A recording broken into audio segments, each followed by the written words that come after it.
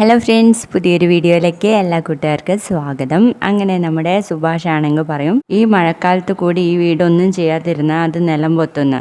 അങ്ങനെ തന്നെയാടാ ഞങ്ങൾക്കൊക്കെ വേണ്ടത്, ഞങ്ങൾ പ്രാർത്ഥിക്കുന്നതും അത് തന്നെയാന്ന് പറയട്ടോ വല്യച്ഛൻ. അങ്ങനെയെങ്കിലും നിങ്ങളൊന്ന് ഒഴിഞ്ഞു തരുമല്ലോ. അപ്പോ വല്യമ്മ പറയുന്നുണ്ട്, ഇതേ എന്റെയും എന്റെ ഏട്ടന്റെയും സ്ഥലമാന്ന് പറയുമ്പോൾ ഭാസ്കരൻ, എങ്ങനെ നിന്റെ ഏട്ടന്റെയും സ്ഥലോ? ഇവിടെ നിന്ന് ഒരു കല്ല് പോലും എടുക്കാൻ പറ്റില്ല എന്ന് കോടതി പറഞ്ഞത് എന്തുകൊണ്ടാന്ന് ചോദിക്കുമ്പോ നമ്മുടെ ഭാസ്കരൻ പറയും, ഇടപൊട്ടാ, തർക്കം വന്നാലേ കോടതി ആദ്യം ചെയ്യുന്ന സ്റ്റേ ആണ്. അതിന്റെ അർത്ഥേ ഇത് നിങ്ങൾക്കുള്ള മുതലാന്ന് പറയല്ല. അപ്പോ ഗംഗാധരൻ പറയുന്നുണ്ട്, ഇതേ വർത്താനം പറയാതെ വേഗം പണി നിർത്തിക്കോ, അല്ലെങ്കിൽ ഞങ്ങൾ പോലീസ് സ്റ്റേഷനിൽ പോകുന്നു. ഇത് കേട്ടാ സുധീഷ് പറയും, കൂടുതൽ വരട്ടല്ലേ, നിങ്ങളെ പോലീസ് സ്റ്റേഷനിൽ പോവുകയോ എന്ത് വേണമെങ്കിലും ചെയ്തോ, ബാക്കി കാര്യങ്ങളെ ഞങ്ങൾ നോക്കിക്കോളാന്ന് പറയുമ്പോൾ എല്ലാരും തലയാട്ടാണ് കേട്ടോ. അപ്പൊ ഗംഗാധരൻ വിളിച്ച പണിക്കാരോട് പറയുന്നുണ്ട്, ഇതേ ഈ വീടിന്മേൽ പണിയാൻ വന്ന നിങ്ങളിപ്പോ പോലീസ് സ്റ്റേഷനിലാവുവേ. അപ്പോ സുനന്ദയുടെ അമ്മ പറയുന്നുണ്ട്, ഏട്ടാ ഇവരോടൊന്നും സംസാരിച്ച് നിന്നിട്ട് കാര്യമില്ല, ഇവരുടെ ആർക്കിടെക്ട് ബാത്റൂം പണിയുന്നത് എനിക്കൊന്ന് കാണണം, വാ അങ്ങോട്ട് എന്ന് പറഞ്ഞിട്ട് സ്റ്റേഷനിലേക്ക് കൊണ്ടുപോവാണ് കേട്ടോ. അപ്പോ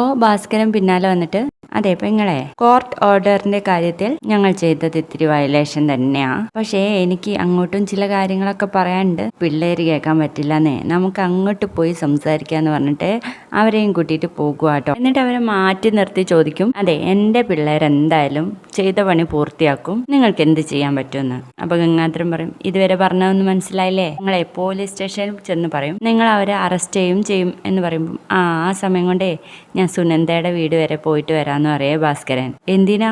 ഒരു കഥ പറയാൻ. എന്റെ മകൻ സുഭാഷിന്റെയും നിങ്ങളുടെ മകൾ സുനന്ദയും പറ്റിയുള്ള പ്രേമകഥ എന്ന് പറയുമ്പോൾ ഇവരാകെ ഞെട്ടിപ്പോവാണ്. കല്യാണത്തിന്റെ മുൻപേ മിക്കവാറും ദിവസങ്ങൾ അവൾ ഇവിടെ തന്നെയായിരുന്നു. കല്യാണത്തിന്റെ തലേന്ന് അവൾ എന്റെ വീട്ടിലേക്ക് വന്നു. എന്റെ മകനെ കെട്ടിയേ അടങ്ങും എന്ന് വാശി പിടിച്ചു. അവസാനം അവളുടെ അമ്മയും അച്ഛനും കൂടെ വന്ന് എന്റെ മോന്റെ കാല് പിടിച്ചിട്ടാണ് അവളെ ഇവിടുന്ന് കൊണ്ടുപോയത്. കല്യാണത്തിന്റെ അന്ന് അവനുണ്ട ചോറ് എന്റെ മകൻ ഉപേക്ഷിച്ചതാണെന്ന് ഞാൻ പറയട്ടെ എന്ന് പറയുമ്പോ, അയ്യോ വേണ്ട.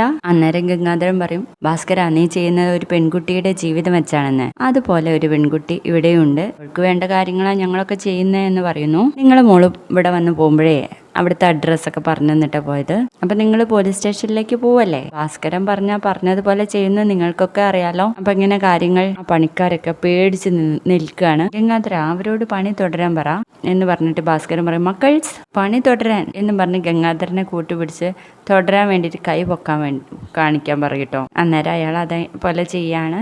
അപ്പോൾ സുനന്ദയുടെ അമ്മയും അച്ഛനും അങ്ങ് പോവുകയാണ് കേട്ടോ. അപ്പോൾ ഭാസ്കര വന്നിട്ട് എല്ലാവരോടും പണി തുടങ്ങാൻ വേണ്ടിയിട്ട് പറയുന്നു, പ്രശ്നങ്ങളൊക്കെ സോൾവ് എന്നും പറഞ്ഞ് അവിടെ ഒരു ചാരുകസേരയിൽ പോയിരിക്കട്ടോ. ഇത് കാണുന്ന സുധീഷ് പറയുന്നുണ്ട്, സുഭാഷ് ഏട്ടാ എന്താ ഈ കാണുന്നതെന്ന്.